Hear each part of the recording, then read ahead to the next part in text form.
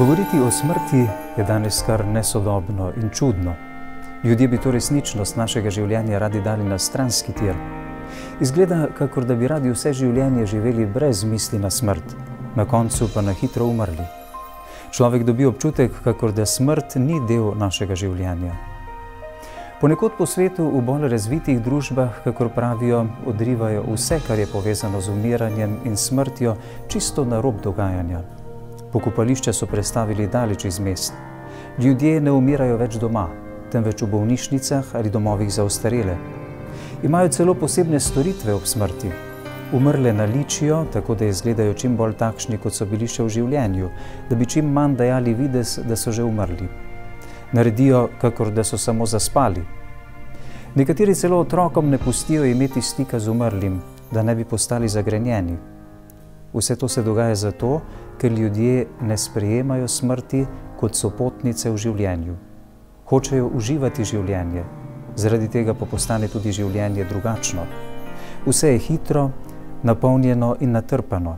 Ni časa, da bi se ustavili in razmislili o svojem življenju in prihodnosti. Trenutek, ki ga živijo, bi radi čim bolj uživali. In ko leta mine, že hitijo za drugim in mislijo, kako bi naslednji trenutek spet uživali. Toda, ali je vse to za človeka zdravo? Ali je človek res bolj miren, če nikoli ne misli na smrt, ali se z njo nikoli ne sreča? Iz življenja ni mogoče popolnoma odstraniti vsega, kar je povezano s smrtjo. Trenutek smrti je vedno nepredvidljiv in te lahko doleti kjerkoli.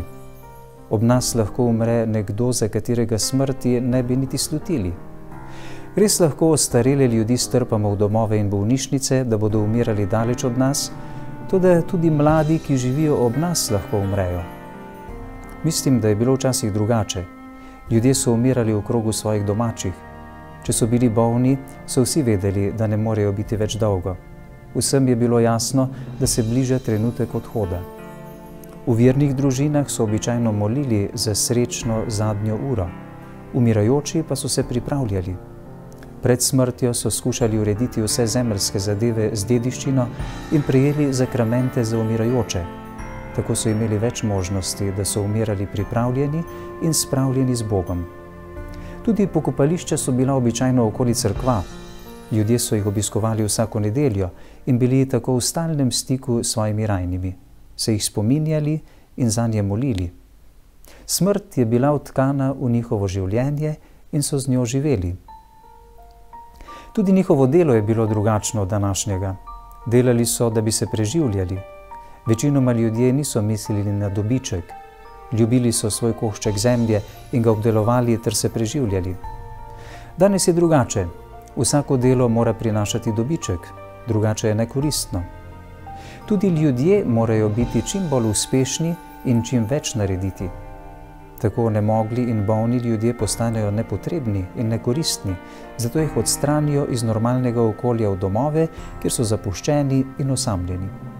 Tam nimajo nikogar, ki bi jih spremljal na njihovi poti umiranja, in smrt jim res postane nekaj groznega in sovražnega. Obdani so z množico strokovnega osebja, a ti jim ne morejo pomagati tako, kot bi jim lahko domači. Velikokrat ti uslužbenci naredijo samo to, kar bo plačano. Popolnoma razumljivo je, da je proces umiranja drugačen, je nekoliko nasilen. To ni organska rast ali zorenje, temveč čakanje v grenkobi in zapuščenosti. Skušajmo stopiti še korak naprej in si oglejmo, kako bi naj kristjan doživljal smrt. Vsakemu kristjanu je jasno, da bo umrl. Smrt zanj ne pomeni konca vsega, ampak prehod v drugačno življenje. Je uresničitev tistega, kar je veroval, kar je upal in za kar je živel. Kristjan ima tudi do bolnega človeka drugačen odnos. Ostarel človek ni nekoristen, ampak je človek, ki je v življenju že veliko naredil, zato je dragocen. Tudi v svoji starosti in onemoglosti je lahko koristen, ker lahko daruje svoje trpljenje za svoje domače. V tihi žrtvi in molitvi lahko spremlja vse delo in življenje domačih, ter jim tako pomaga. Marsikaj jim lahko svetuje, ker iz svoje izkušnje pozna življenje. Tudi mladim lahko deli iz svojih bogatih življenjskih izkušenj, ter jih vzgaja za bolezen in ostarelost. Zakaj človek nosi v sebi strah pred smrtjo? Res je leta povsem drugačna od vseh drugih doživetij v življenju, saj je vedno enkratno, neponovljivo dejanje. Smrt je treba razumeti kot pot k prijatelju ali srečanje z njim in ne kot srečanje s tistim, ki te bo sodil. To pa je odvisno od življenja. To mora biti urejeno in tako bo tudi smrt lahka. Umiranje je podobno človekovemu srečanju s prijateljem.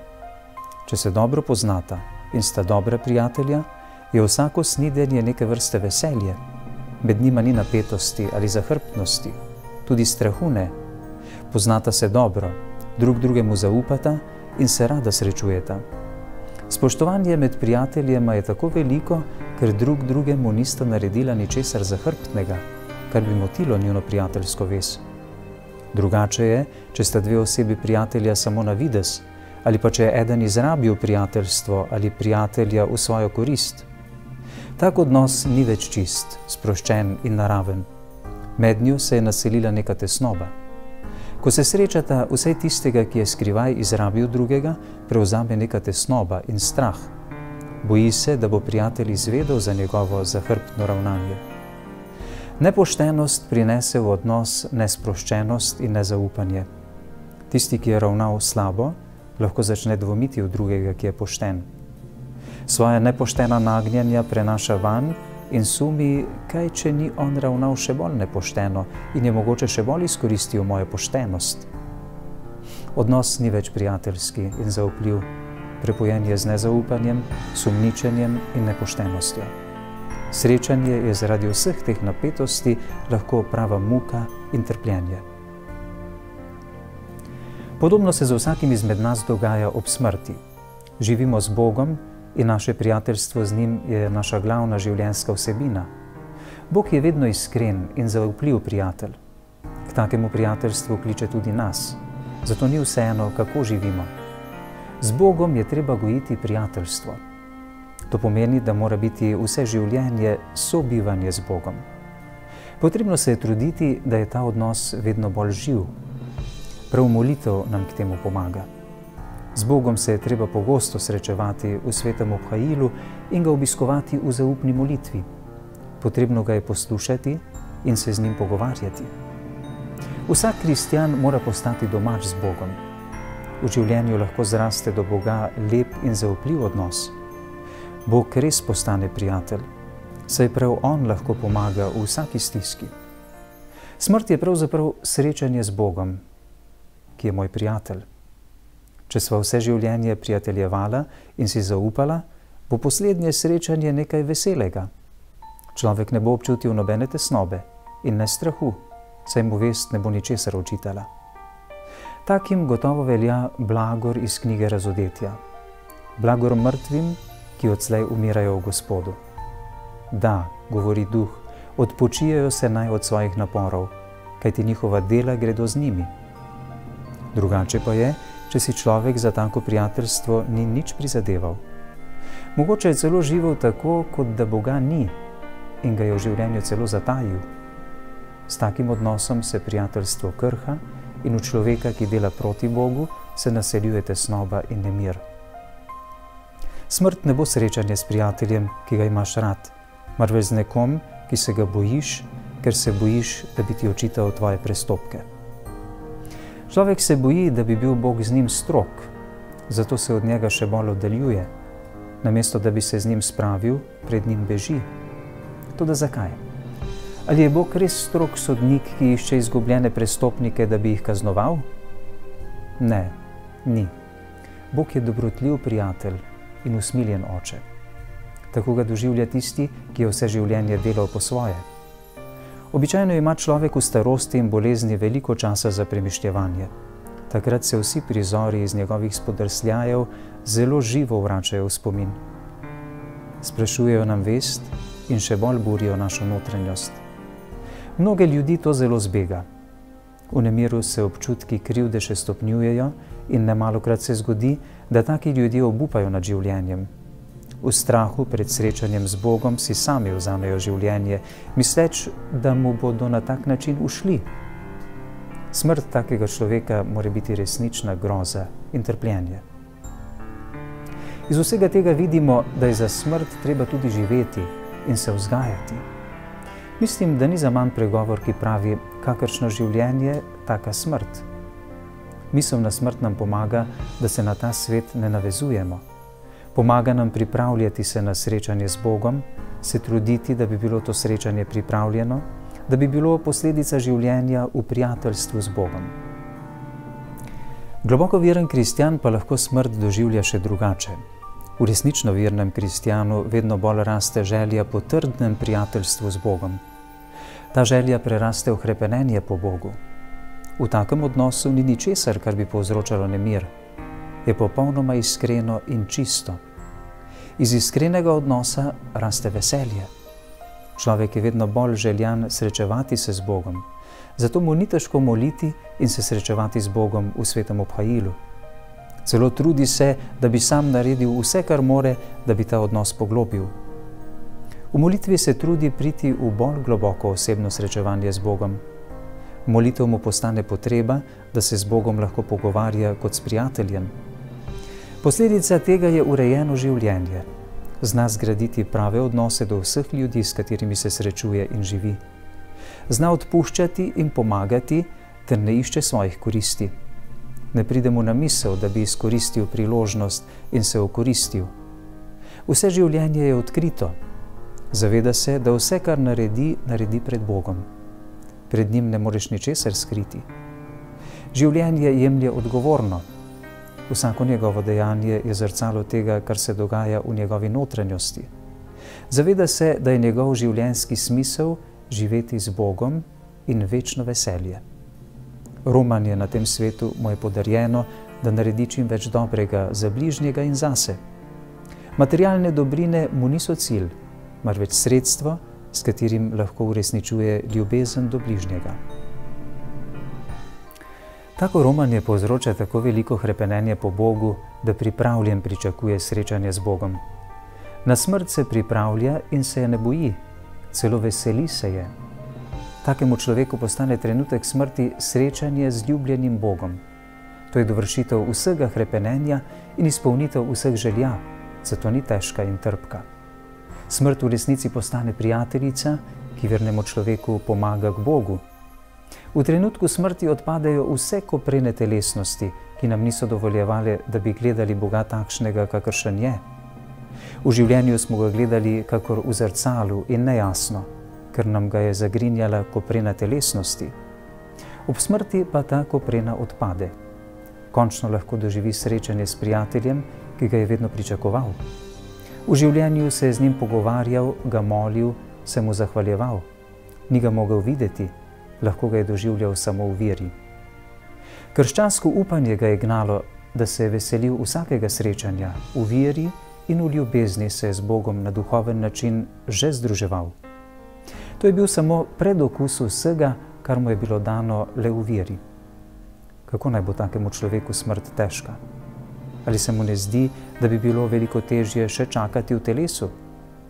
Da, tako čudovita lahko postane smrt, če bi znali vse življenje živeti zanjo.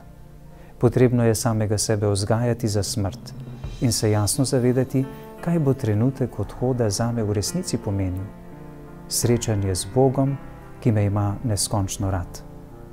Ne samo jaz, tudi On hrepeni, da bi bil tam, za kamor me je ustvaril.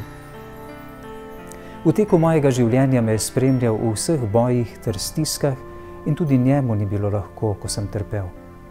Smrt je srečanje dveh prijateljev, ki z velikim hrepenenjem pričakujeta drug drugega. O Bog in moje vse, bodi moj največji zaklad. Še več, bodi mi prijatelj, ki mi je vedno ob strani. Nauči me vsega, kar je potrebno za moje srečanje s teboj. Naj se te ne bojim, ko boš prišel. V meni vžigaj tako veliko hrepenenje, da bom hotel biti vedno bolj tvoj. Vem, da se mi ob tebi ne more zgoditi nič hudega. Vem, da bediš nad menoj. Čuj ob meni, da ne bom zašel v svoji mladostni neugnanosti in radovednosti. Pomagaj mi živeti za umiranje, saj je vsak trenutek mojega življenja neke vrste umiranje.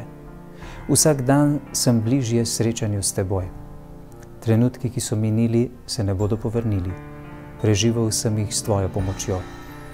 Pomagaj mi v prihodnje, da bo moje življenje eno samo prijateljevanje s teboj.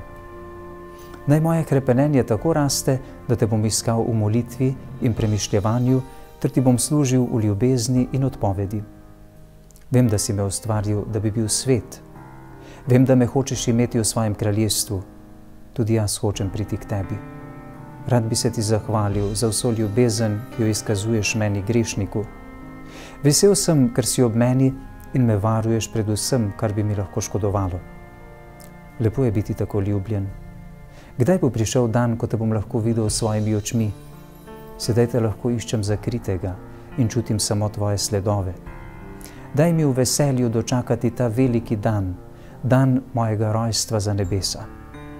Naj se takrat zavedno združim s teboj, da ti bom lahko pel večno hvalo za vso ljubezen, s katero si me ustvaril, me odrešil, varoval in sprejel. Ne bojim se živeti, dokler ne izpolnim vsega, za kar si me poslal.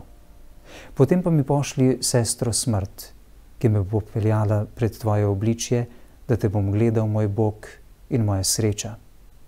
V tebi naj se spočijem, saj se moje srce lahko umiri samo v tebi, Bog mojega življenja.